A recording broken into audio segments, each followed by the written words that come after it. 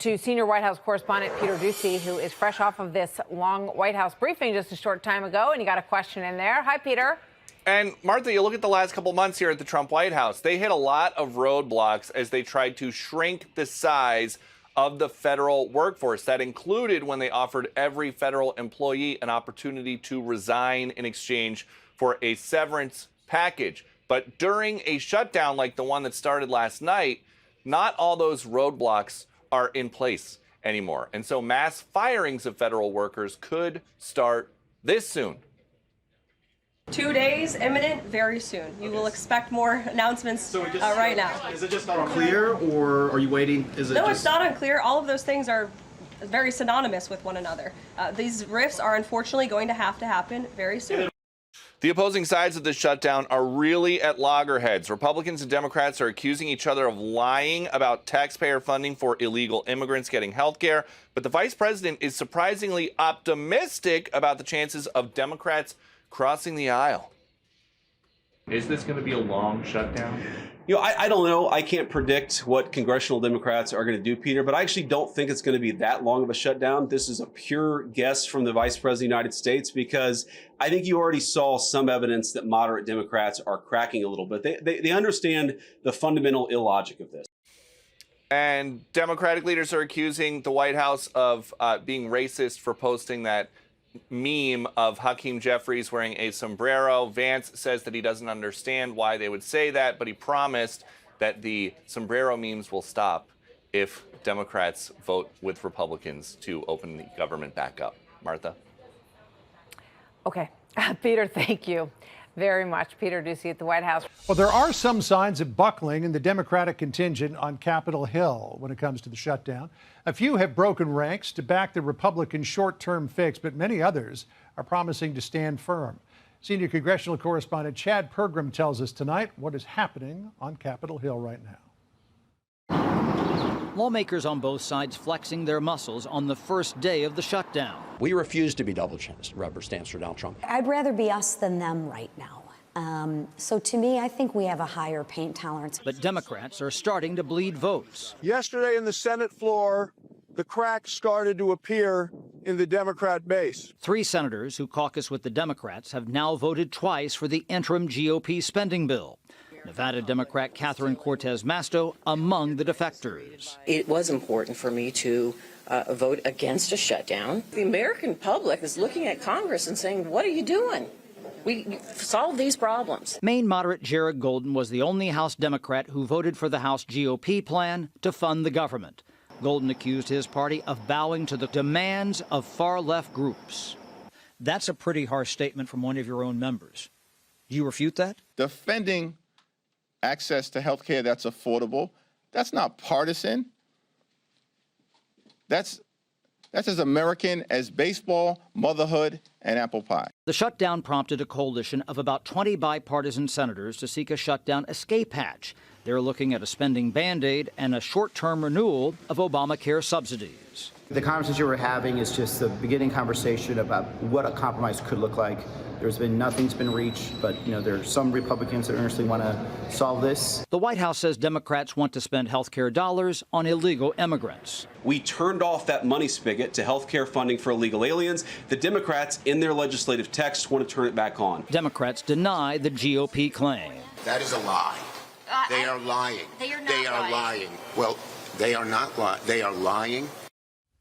The Senate does not vote again until Friday. The Jewish holiday of Yom Kippur begins tonight. That means a shutdown likely bleeds into next week. John? All right, we'll be watching it closely, and good to have you on Capitol Hill digesting it all for us. Chad, I'll be here. All right. It's a finger-pointing palooza after the federal government shut down. Nearly every Senate Democrat voted against a Republican plan to open it back up, and now everyone says the other guy is to blame. Democrats in Congress have officially shut down the United States government. Democrats want to avert this crisis, but Republicans tried to bully us. Chuck Schumer is listening to the far-left radicals in his own party. Republican leadership is off playing make-believe in la-la land. They prioritize taxpayer-funded benefits for illegal aliens over keeping the government open for American citizens. They don't even have the guts to be on Capitol Hill and debate us face to face. They have taken the American people hostage. If the women were in charge, we'd have done this by now. Oh, sexist! President Trump already squeezing Chuck Schumer's state, the White House freezing $18 billion in New York City infrastructure funding. And DJT is warning the Dems that the shutdown layoffs could be irreversible. We can do things during the shutdown that are irreversible, that are bad for them and irreversible by them, like cutting vast numbers of people out, cutting things that they like, cutting programs that they like. When you shut it down, you have to do layoffs. So we'd be laying off a lot of people that are going to be very affected, and they're Democrats. They're going to be Democrats. Amid the shutdown drama, 47's been trolling the hell out of Dem leaders, slapping sombreros on Hakeem's head, shoving Trump 2028 hats in their faces, serving up Diet Cokes, and showing off Biden's auto pen portrait. Watch this. When he tried to hand you that Trump 2028 hat, what was your reaction? Well, actually, he did not try to hand Leader Schumer and I the Trump 2028 hat. They just randomly appeared in the middle of the meeting on the desk. It was the strangest thing ever. And I just looked at the hat, looked at J.D. Vance, who was seated to my left, and said, "Don't you got a problem with this?" And he said no comment. Poor kids. It's not like they weren't trolling the Republicans for the last 10 years by calling us Hitler and Nazi. They can't take a sombrero. Lighten up, champ. Okay. That was my monologue for today. Okay, so these shutdowns happen with such regularity. It seems like it's not about the participants. It's about the system itself, Dana. And you're a systems thinker. It's like they're taking Miralax. Yes, exactly. When the government shuts down, the consequences are felt by the citizens and not the shutdowners. So, shouldn't that be reversed? Yes. Okay, so let's go back just a little ways, trip down memory lane. In October of 1995, at the first government shutdown, that was my first day on the job on Capitol Hill working as a press secretary. Didn't know if I was essential or not. It was a big deal. It was the first one. And it lasted a long time. There were headlines everywhere. This is Newt Gingrich. This is actually Mark Penn, who a lot of people see on this program. He was advising Bill Clinton at the time. He said, let the Republicans do. We will win this. And they felt like they did, of course, going into that next midterm. So then you have a situation where it happens over and over and over again. I have a friend down in Florida who's very involved in politics. He was out and about last night, so he asked everybody what they thought about the shutdown. Nobody knew what was happening. Right. Because what's happened is, over time, the shutdowns have become so anodyne that you're not going to miss your Social Security check. Anodyne. Everything is, did you like that word? I'll have to look that up. That's a great word. Everything is pretty much working. You're not personally affected by it. The White House becomes like Home Depot, where you could just walk around. I mean, not the White House, the government itself becomes like Home Depot. There's just nobody there to help you. And if you're a conservative, you're thinking, great. Yeah. The government shut down. That means they're not going to be able to do anything. The other thing is, when the Democrats want to play chicken with President Trump, I mean, come on. Who do they think is going to win? He doesn't mind doing irreversible cuts. The part of this is actually, it's bad for both sides. I think it's bad for the country. We should be able to do this in a reasonable way. But there's a woman, my last point is that Neera Tanden, she worked at the Obama and the Biden White House and also for Hillary Clinton. Bozo. She was attacking members of the media for pointing out that Democrats shut the government down, but they literally did. There were 13 votes that they took, and then they decided at the last minute they didn't. Now the Democrats will have to decide how much do they care about Chuck Schumer's political future. Right. 3 Democrats have already crossed over, and if the political pain for them gets much higher, then they could have more, but I do think this could go on a while. We'll be talking about this a while. Ah, excellent, because you know this is my favorite topic. Jesse, I love the seriousness with which CNN placed the trolling. It's almost as though they have forgotten that for decades they have mocked Republicans, they've ridiculed them, and now the shoe's on the other foot, and they're like, this isn't funny at all. Please stop. CNN's asking Republicans to condemn a hat. Yes. It's just a hat Mexicans wear to keep the sun out of their eyes. Why do they hate Mexican culture? I don't see what's racist about putting a sombrero on anybody. Yeah. Mexicans love sombreros. Yeah, we wear cowboy hats. They wear sombreros. Why does CNN hate Mexicans? That's a fair question. Right. And the question is, why is Trump putting the sombrero on Hakeem's head? It's because Hakeem is shutting the government down to give Mexicans health care. And so I don't understand, if they call us Nazi, we can't put a sombrero on you? I mean, they look really, really uptight. And Trump looks loose. He looks confident, and he has all the leverage because he doesn't need anything. He got everything in the big, beautiful bill. The Democrats need stuff. They want to give stuff away, and they decided to fight this out now, and it's really not the right time. Trump is going to just start doging everything. Their windmills, their stupid, bloated programs for two-spirited people. It's all coming down. You think Democrats are just going to sit around and run out the clock? You think Trump is going to cave and say, okay, let's give billions to illegal aliens so they can get sex changes? You know, illegal aliens can actually get government-funded sex changes in California. That's what this is about. Biden paroled millions of people. He flew Venezuelans into the country and gave them access to health care. He said, if you are an asylum seeker, we're going to give you health care. And then in states like New York and California, you get it and the government funds it. And Trump's saying, no mas. That's all this is. And Schumer looks really dumb, because the only reason he's doing this is to save face because his far-left base wants action. And so he's going to give him a little action, and then he's going to cave. And then what? Then what? AOC's already come out and said, hey, if you guys want to negotiate this, I'm your girl. How do you think that looks to Schumer? He's already losing power. Hakeem's getting clowned, and the stock market's up. They don't even care. Well, Jesse makes some excellent points in there, but let me boil it down to this. And I think Jesse hit on it. Isn't this entire budget conflict a direct result of the border fiasco? And that you combine open borders with free stuff, and you have this massive opportunity cost on state and national budgets. And that's what we're seeing right now is a direct consequence of the abdication of your border responsibility. What say you, Miss Tarloff? I say nay, no mas. Not correct.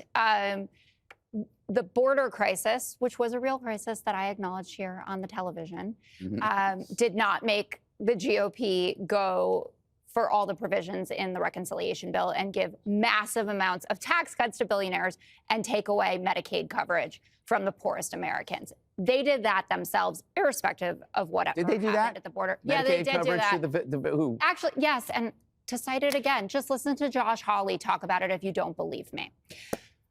Jesse said they're doing this because they want to give illegals health care. That is not true. It is prohibited. 2 points that are important. Where is it prohibited? In New York, in California? Federal statute. But it's states are allowed to do whatever they want. Where do they get the money? No, they get the money from the feds, Jessica. Right. This is musical chairs. Then let's talk about the provision that they're trying to strike down from the big, beautiful bill, this section 71109. Not that one. That one in particular, which eliminated Medicaid coverage. They're trying to get this reinstated for groups that are here lawfully, including refugees, survivors of domestic violence, and trafficking victims. That's what the GOP, if you're seeing their tweets flying around, or if Jesse, you show up in the border and say you were trafficked, you got in and you got free health care. You don't have, they have protected status. That's what they're trying to reverse. But the point is, if you want to do a deal, if you actually care about people, which Mike Johnson reports We hate people, but Mike Jessica, Johnson we're is still pretending that he does. The ACA tax credits are the crux of all of this. And 21 million of the 24 people that benefit from those subsidies are in Trump states. So he should want to keep them happy. Yeah, they'll do that around Christmas. No, they won't. Yeah, they will. They won't. We've been asking them to do it for months, and they don't. They're lying again, saying, just open up the government and we'll let that go ahead. 114% is how much those premiums are going to go up. It's your program. You guys set the date for it to eclipse, and then you guys juiced up the premiums for COVID-level spending. They just say they want to bring it back down to pre-COVID, Jessica. There's a reason that Have you your even bill read has... this? Yes, of course. How do I know more about this? I think you're confused about the details. I know exactly what the I'm going to give you some information to read in the commercial break. I'm not reading anything. Let me bring All right, look, it was supposed to be temporary. Just like Trump is saying, we have an opportunity here to do some things that are irreversible, which, by the way, do it right. If they're going to use this to identify superfluous employees at the federal level, Do it with the 60-day notification that's required under civil service law, and that way it's done correctly and won't be challenged in the courts. But let's go back to the opportunity. They used COVID to throw all of these subsidies in, and like any entitlement, when you go to take it away, people have strokes. That's Right. everybody loses their mind. This was supposed to be temporary. They're just adhering to what the original deal is. We don't have a lot of time. Let me just say something real quick. First of all, birth tourism is a real thing. All right? They come here, they have the babies, they get prenatal care, then the kid's a citizen, that's it. China, there's entire industries devoted to that. It happens, Jessica. I've been here in New York City. You got to rush them to the hospital. I'm not going to say no. The woman's in labor. Oh, but she's here illegally and she's from wherever. They're not going to say, go have your baby on the street. Of course they're going to take care of the person. We absorb those costs. Those costs do come from the federal government ultimately. Lastly, if you want to see where this stuff leads, just to make a macro point, I got to go back to Milton Friedman. You can't have open borders and a full safety net. You just can't have it. It's just a truism of life. And if you want to see where it goes, look at I'm going to say it again and I'm going to get tortured, the nut job archipelago of our cities, right? Johnson himself in Chicago has said, we've reached a point of no return. Well, then do something about it. You're the one that's been nothing but Democrat rule all of these decades. You're the ones who enacted this. You got to undo it, and they won't. And just to expand the canvas a little bit, where this ultimately leads is Europe. Look at Europe right now. It's failing, all right? The Wall Street Journal had a big article about a month ago. If you haven't read it, I recommend you go read this because I'm surprised it didn't make a bigger splash when it came out. I know, Dana, you read Europe is falling apart. It's big. Epcot's got more juice than Europe. It's a fake Europe. They're losing all of their GDP. They have no borders. All of the all the pathologies of the far left have taken full hold in Europe. If you challenge them in any way, you're racist, you're sexist, you're homophobe, pick it. And as a result, they have about as much juice these days as an island off of Florida. So that's where this is going. And if you can't see that being $37 trillion in debt is leading us where Europe's irrelevance now resides, then you know what? You're choosing obsolescence, and I'm sorry. All right, we got to move on. If anyone wanted evidence as to who wanted this shutdown, just look at the fact that Johnson does not even have the House in session. As long as we have a Speaker of the House who is not willing to come back in with his members, then it's going to be hard to get this resolved. All along, Republicans wanted to shut the government down. Well, we do have the House Speaker with us here in the studio tonight. Let's welcome in Mike Johnson of Louisiana.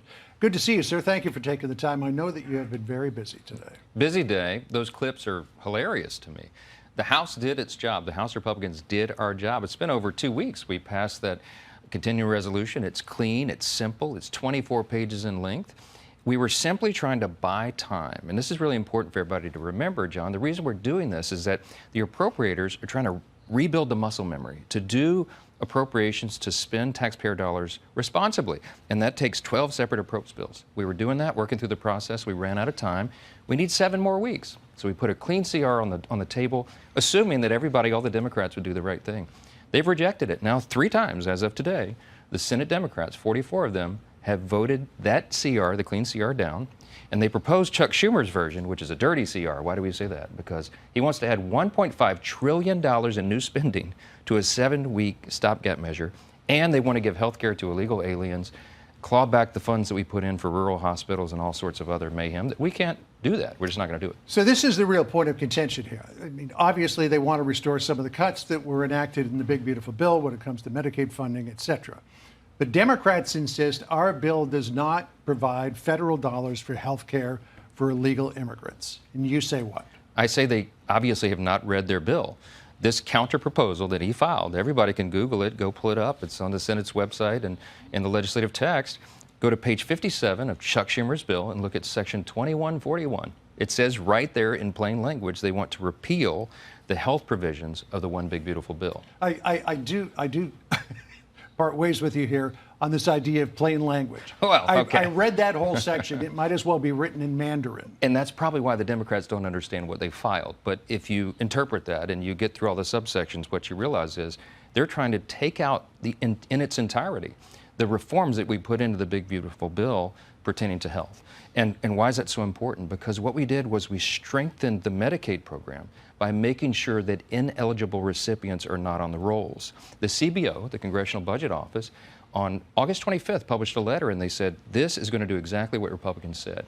They estimate that 2.3 million illegal recipients for Medicaid will be pushed off the rolls because of our reforms, and that it's going to save $185 billion of taxpayer funds. So they want to return all those ineligible people back to the rolls, and many of them are illegal aliens. That is a fact, and anybody who looks at it objectively has to say it's true. So you say it's a clean CR. The Democrats say it's a dirty CR, but the Committee for a Responsible Federal Budget seems to side with you. This is what the policy director, Chris Towner, said.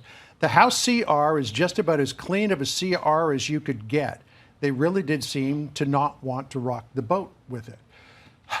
It's been pointed out that this is a similar funding measure that Chuck Schumer and eight other Democrats voted for in March. But it's a little bit apples to oranges because there have been a lot of changes made between March and now, including cuts in the big, beautiful bill, rescissions package, the president's pocket rescission. So do the Democrats have a point that, hey, this is not what we voted for? They don't have a point. The time and the place to argue over all of that is in the appropriations process. That's how the system works. What we're just trying to do is buy time. And they're exactly right in that analysis. I could have loaded this up with all sorts of partisan provisions and our policy riders and everything that we want, but we didn't do that because we're operating in good faith, and we want our partners on the other side of the aisle to go along with us so that the appropriators can go and debate all these issues. That's how the system works, and they're preventing it. So you and others, including the vice president earlier today, have said that Chuck Schumer is digging in his feet now because of challenges from the left, particularly this idea of a threat of being primaried by Alexandria Ocasio-Cortez in 2028. Here is what she said about all that. Listen here. I saw some Republican members of Congress saying, oh, well, if we have this shutdown, it's because of AOC. Well, if that's the case, my office is open and you are free to walk in and negotiate with me directly. Bypass Chuck Schumer, just negotiate with Sure. Alexandria Ocasio-Cortez. But there are a growing number of Democrats in the House who are saying Schumer should not be holding all the cards here. I mean, he's got a challenge on his left flank. Well, he does. It's a terribly selfish decision. He is worried about that left flank, and he took a lot of heat when he did the right thing back in March on the exact same provision, the exact same CR. Go roll the tape. He gave impassioned speeches on why he had to do that, why it was the right thing, because they didn't want to inflict pain on the American people. That's exactly what's happening right now, John. Real people are suffering because of this. I want to flash back quickly to the 1990s, 1993, 1996, and this is what some very prominent Democrats, Hillary Clinton and Chuck Schumer, were saying about illegal immigration and health care. Listen here. We do not want to do anything to encourage more illegal immigration into this country. We know now that too many people come in for medical care as it is. We certainly don't want them having the same benefits that American citizens are entitled to have. People say, well, why can't you stop illegal immigrants or others from coming here? And the number one answer we give our constituents is when they come here, they can get jobs, get benefits against the law because of fraud. Just got a few seconds left, Mr. Speaker. How did the Democrats go from that to where they are today? You know what happened? The people started to leave the party. They were losing voters. They still are. And in their desperation, they said, we'll turn illegals into voters. John, sounds like a conspiracy theory. It's exactly what happened. They switched all their positions for political expediency, and now they're making the American people pay for that. It's wrong and it's shameless. How long does this go on? I hope it's a short one because real people are suffering because of this. The last one was 35 days. We'll see. Mr. Speaker, thank you for taking the time from a busy day. Thank you. Appreciate it. Joining me now to continue this conversation, Republican National Committee Chairman and North Carolina Senate candidate Michael Whatley. Michael, it's great to see you. It's good to be on with you. Glad to have you here in Texas. What is this about when it comes to Democrats? Is it about concern for health care for illegal immigrants? Is it about Chuck Schumer's future in fending off AOC? Yes, and it's about $1.5 trillion in a liberal spending wish list that they have put on the table and said we're not going to move forward unless we get all $1.5 trillion of these dollars. It's absolutely amazing that for 30 years, Chuck Schumer and the Democrats have been absolutely screaming bloody murder every time there's a conversation about a shutdown because the impact it's going to have on every American. And here they are shutting down the government because they want to put a wish list on the table. Now, their response, Michael, is, well, any continuing resolution should be bipartisan. They haven't been consulted. They do have things they want to continue to fund the government. What would be your response to them in asking that this be something that they have input on rather than simply just passing a continuing resolution? I guarantee that the leadership in the House and the Senate would be more than happy to sit down and talk to them. But every single Democrat in the House voted against this resolution. And John Fetterman is the only one that voted for it the first time in the Senate. Now they've got 3 that are on board with it. You need to have the Democrats come to the table, and they don't need to come with a $1.5 million, Christmas tree that they want to try and get done here. What do you think of AOC saying, if you want, you can come negotiate with me directly? She's not in the Senate. She's in the House. She is, and she's not in leadership yet. But, I think that the fact is she does want to play a role in being in the middle of all of this right now. This is the Democratic shutdown, and you think about who is actually being hurt most, right? This is about our soldiers. This is about the people who are protecting our borders, who are working for our veterans. I'm on the FEMA Review Council and working on hurricane relief in North Carolina for President Trump. FEMA is going to be shut down. So we're talking about a lot of real impacts across the country. And you're running for Senate in North Carolina. This shutdown, what kind of impact do you feel like it will have on North Carolinians and how they view politics, how they will vote? Will they vote against Republicans because of the shutdown, or will they vote for Republicans seeing this shutdown? North Carolina is a purple state. We have 30% Republicans, 30% Democrats, and 40% unaffiliated. So the people of North Carolina want to see leadership get together. You cannot do anything in that state without Republicans and Democrats coming together. And the fact that the Democrats are completely refusing to come to the table right now is not going to go over very well at all. The fact is that my opponent, Roy Cooper, has refused to call on Democrats to sit down. He's basically going to side with Chuck Schumer in making sure that they extract every penny that they possibly can, for the shutdown to be ended. All right, Michael Whatley, running for Senate in North Carolina. Thank you. It's good to be with you. Good afternoon and live from Texas. This is the Will Cain Show. You're looking live at D.C., where the lights are off and the fight is on. The shutdown is here, per the Babylon Bee. The entire federal workforce has been replaced by a very tired Marco Rubio. Vice President J.D. Vance and President Donald Trump over the last 24 hours have largely spent the first day of the shutdown dressing Hakeem Jeffries up in a sombrero. If you've missed the AI memes, I'm sorry. It really is so far the highlight of the shutdown. Other than that, if you're trying to use the restroom at a national park, you're probably not reaching much luck. But the shutdown is real. And the vice president is offering an olive branch. I'll tell Hakeem Jeffries right now, I make this solemn promise to you that if you help us reopen the government, the sombrero memes will stop. Here's the state of play in Washington. Democrats today once again blocking the Republicans' plan to fund the government, again by a vote of 55 to 45. 60 votes are needed to pass. 3 Democrats breaking with their party for a second time to vote for it. As for those Democrats who voted against it, again, the vice president says enough. Democrats say that they care a lot about lowering health care costs. And yet, when the president took historic action to work with the drug companies to lower prescription drug prices, the Democrats did nothing to help us. They talk about doing something. They don't actually do the hard work of making it happen. For the first time since the Democrats have been in politics, they're now saying that unless we get every policy item that we demand, we're going to shut down the people's government. They're trying to take a hostage, and we're not going to let them. I make light of the fact that bathrooms are shut down at national parks, but the shutdown is having real consequences for millions of Americans. 1.3 million active duty troops will work now without pay. Critical food assistance for low-income women, infants, and children will now lapse. Nearly 50,000 members of the United States Coast Guard are going to have to work unpaid. Over 13,000 air traffic controllers will work without pay, as well as TSA agents, which will very likely create flight disruptions. And pay will now stop for over 150,000 federal law enforcement officers. These are not just numbers and statistics. These are real Americans who have families at home. While those Americans struggle, Democrats are all smiles for a group selfie. Everyone say government shutdown. These are the people standing in the way of your photo op, by the way, if you were looking to head to a national park. And here, by the way, is what has been shuttered as the shutdown drags on. National Park visitor centers, museums, and Library of Congress, U.S. Botanical Garden, U.S. Capitol Visitor Center. But you still got open air areas to look forward to. Those are open for businesses, select park trails, minimal staffing is needed for those trails, outdoor memorials and monuments, Smithsonian museums through October 6th, and the National Gallery of Art through October 4th.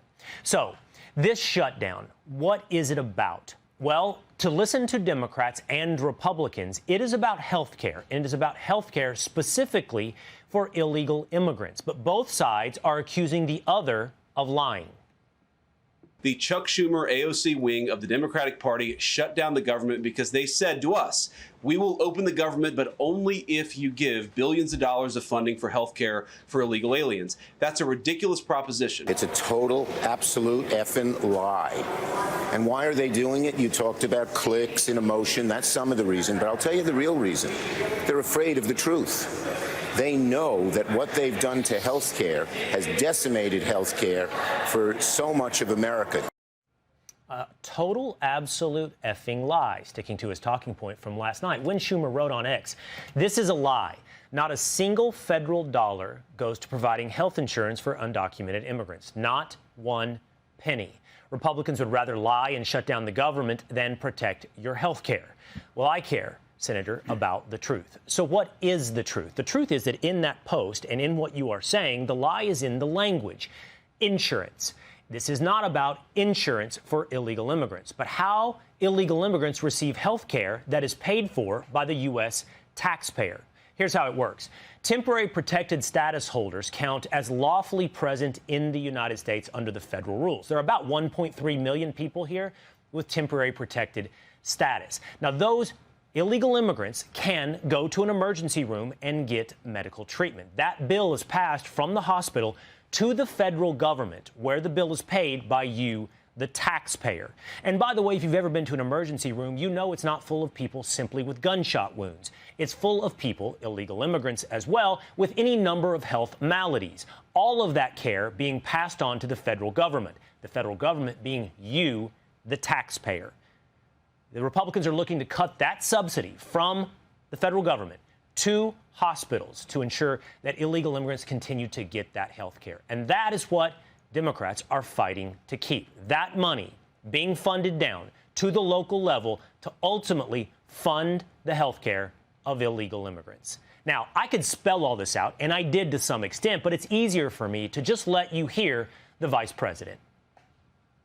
If you're an American citizen, you've been to a hospital in the last few years, you probably noticed that wait times are especially large, and very often somebody who's there in the emergency room waiting is an illegal alien, very often a person who can't even speak English. Why do those people get health care benefits at hospitals paid for by American citizens? The answer is a decision made by the Biden administration that the Trump administration, working with congressional Republicans, undid. We turned off that money spigot to health care funding for illegal aliens. The Democrats, in their legislative text, want to turn it back on. There are various ways in which the Biden administration waved away illegal immigration status. They gave parolees, they gave asylum claims to people who weren't really claiming asylum. And when they waved the magic wand of amnesty, giving millions of people legal status, even though they were in the country illegally, they also gave those people access to health care benefits. So who's trying to change the terms of the game in order to continue to fund the government? Well, continuing resolutions have been passed the last 13 times they've been brought forward, and largely because Democrats were concerned, at least they said at the time, that Americans would suffer. It is not normal to shut down the government when we don't get what we want. If the government shuts down, it will be average Americans who suffer most. A government shutdown means seniors who rely on Social Security could be thrown into chaos. Families will be hurt. Farmers will be hurt. It's the service members who will work without a paycheck. It's the firefighters who will be furloughed. This shutdown, you know who's going to feel the pain? You know who it hurts? You. Everyday people and the most vulnerable. Seniors, veterans, working families, hungry kids, y'all. Where has all that concern gone? I'll give you an idea. It's been flushed down the toilet, not of a fight about health care, but about politics. It's not about health care. It's about staying power, specifically Chuck Schumer's political future in deep blue New York. I want to just ask you straight up, like, are you planning to primary challenge him? Do you think that's why he's doing this? This is so not about me in this moment. I saw some Republican members of Congress saying, oh, well, if we have this shutdown, it's because of AOC. Well, if that's the case, my office is open and you are free to walk in and negotiate with me directly. So is the joke on Democrats? Republicans aren't exactly powerless here, by the way. While a shutdown is very damaging for real American people who depend upon government services, it can provide an opportunity to downsize this. So in a way, Chuck Schumer has now handed the keys to the kingdom to the executive branch under President Trump to do some things that we would not otherwise be able to do because we would never get Democrat votes for them. What's the speaker talking about? Well, he could be talking about an idea from our friend Charlie Kirk, who wrote back in 2019, we should use this government shutdown as a chance to shrink government permanently, privatize the TSA, privatize the FAA air traffic controllers, abolish the IRS, remove non-essential workers. If workers aren't essential, they shouldn't be working in the government in the first place. Chuck Schumer, at the behest of a bunch of liberal, far-left activist groups, has walked his Democrat colleagues into a boxed canyon. Today marks day one of the Schumer shutdown. Chuck Schumer is scared of his radical left-wing base. That's why we're in the Schumer shutdown. The ball is literally in Chuck Schumer's court. Congressional Republicans making it crystal clear where they think the shutdown blame lies. And Minority Leader Chuck Schumer for Dems on a media blitz today, trying to make political hay. We're going to be out there fighting, John. So Democrats are going to be all over the TV wires, all over the districts, protesting, all over the social media. TV wires. Okay. A new opinion piece says one can certainly appreciate Schumer being tempted by a shutdown. It allows him to show a little fight. And it was perceived weakness on his part back in March when Schumer joined Republicans to fund the government. Many Democrats went on the attack.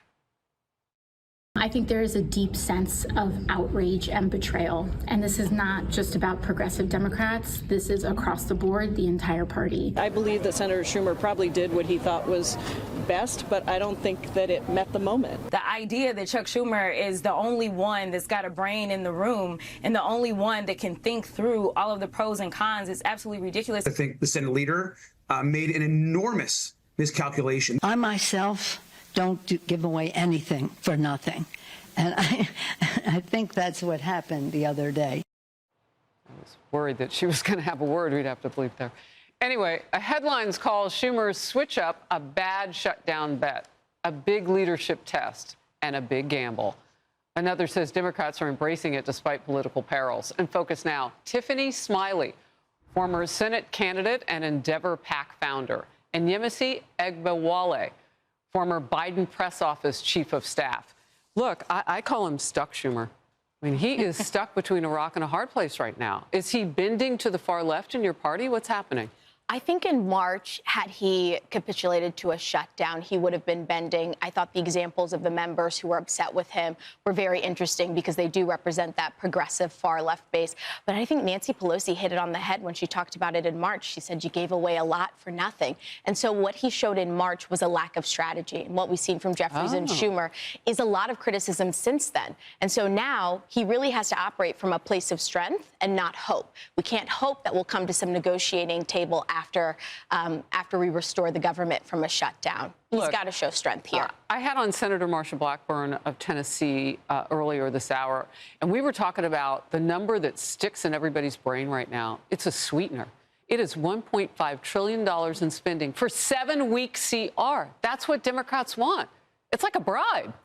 It's absolutely a bribe. And what I see coming out of these negotiations is it's really showing the Republicans are fighting for veterans. They're fighting for law enforcement and families, while Democrats are willing to use the pain of the American people to push through their radical far left policies. And the American people are smart. They want their $1 trillion radical wish list, which is for funding health care for illegals. Not only that, but also sort of undoing the historic tax breaks that President Trump got through. So I think there's a lot to be questioned. I don't think Schumer's operating from a place of strength. We know that Chuck Schumer is coordinating with the far left side of his base and being pressured to his face to shut down the government. That is a fact.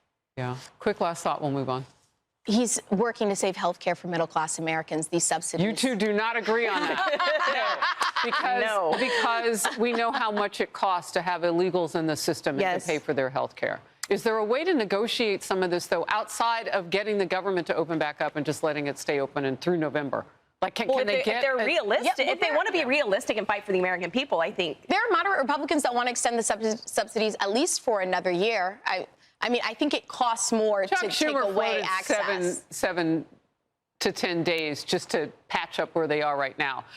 He may still lack that vision, you say, that the left needs. Let's bring this in. Some Republicans have a sneaking suspicion that there's another reason Senate Minority Leader Chuck Schumer flipped his script since March. Watch. There is one reason, and one reason alone, that Chuck Schumer is leading the Democrats off this cliff. He is trying to get political cover from the far left corner of his base. He's afraid of a challenge for his Senate seat by AOC. He's worried he's going to get a primary challenge from AOC. He is afraid of AOC over a clean CR. Chuck Schumer is afraid of his own shadow, and I actually think that shadow's name is AOC. All right, let's hear from the shadow. This is so not about me in this moment. If those senators think that we're having a shutdown because of me, they're free to enter my office and negotiate, because what we're not going to do is allow all of millions of people in this country to not be able to afford their insulin and their chemotherapy. So come strike a deal with me if that's what they really think is going on. Look, I actually don't really like the word shadow for her. First of all, I think it's kind of a silly reference in that sense, but it's a word that's been used. I don't think she's Chuck Schumer's shadow.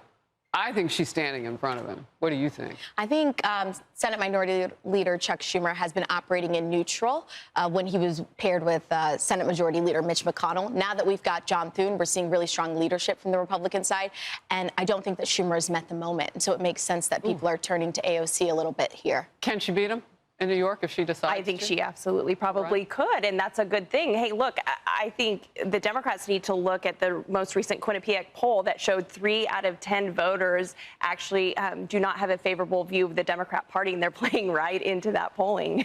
Can I ask you a question, Yemisi, about where we are? You know, Mamdani wants to run for, and he's a Democrat socialist. I call him a communist because he wants to free everything, and that just won't work.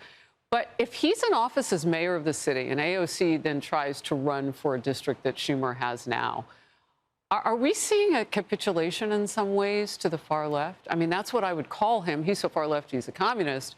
But could we see New York start to change? I think that New York is a great example for deep blue cities and areas coming from the South. I think Southern Democrats hold their own values and push up their own candidates. Wow. Democrats are in a free fall right now, and they are willing to take the pain of the American people to push through their far left radical ideals, and we're seeing it on full display.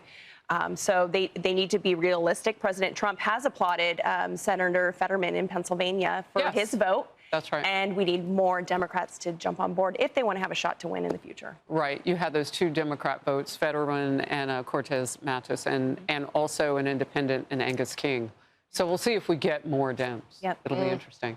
All right. Thank you very much. House Republican Senator from Kentucky, Rand Paul, is the chair of the Homeland Security Committee. He's the only Senate Republican to vote against this GOP spending bill. Senator Paul, good to have you with us. We showed that 71%, according to the Gallup poll, disapprove of Congress. Obviously, that's a pretty ugly number for the place where you work. Why do you think that is, and why did you vote against this bill?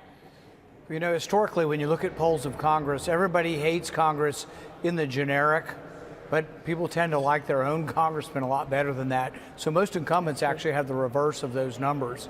What I would say about the spending bills is I address every spending bill, no matter which party presents it, as to whether it will add to the debt or save us money. The Republican plan adds about $2 trillion to the debt. The Democrat plan would add about $3 trillion to the debt. I'm just not for piling on more. We have a $37 trillion debt. Somebody's got to do something about it. Someone has to take a stand. And there needs to be a conservative wing of the Republican Party. And sometimes I'm it. Right now, I am it. I'm opposed to deficit spending. I proposed an alternative, the penny plan, which would balance over 5 years. And I will vote for that. I will vote for something that has less deficit. But I'm not voting for a $2 trillion deficit. The one irony here, though, for Democrats is these are the Biden spending levels from December of last year. Every Democrat in the Senate voted for this bill last year before they voted against it today. That's right. With regard to this discussion over extending the Obamacare health subsidies, which Explain in your own words this battle over whether or not this is a program that pays for health benefits for illegal immigrants in the country. Well, realize why this is not in the CR.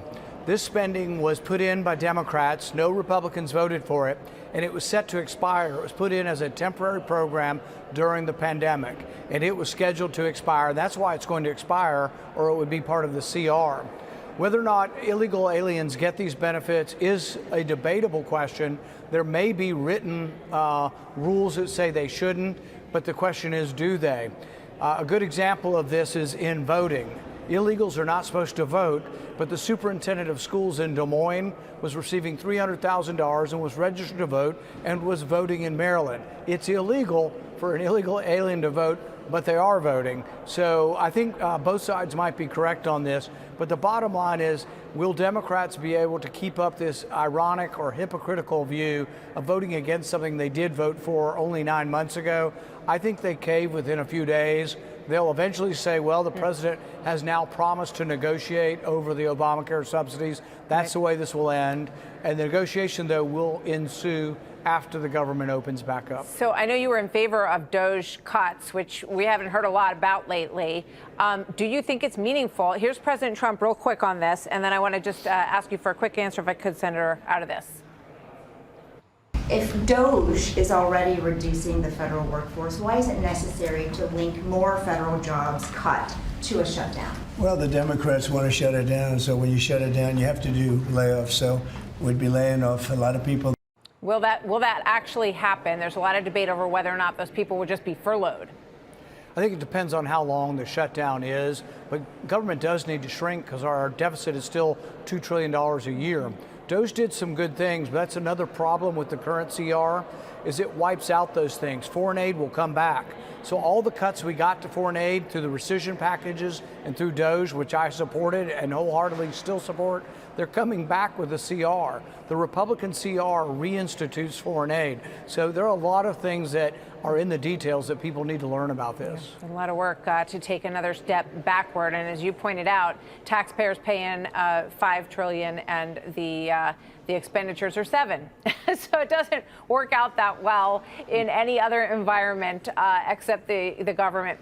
Thank you very much, Senator Paul. Good to have you with us. Martha. Hey, Sean Hannity here. Hey, click here to subscribe to Fox News YouTube page and catch our hottest interviews and most compelling analysis. You will not get it anywhere else.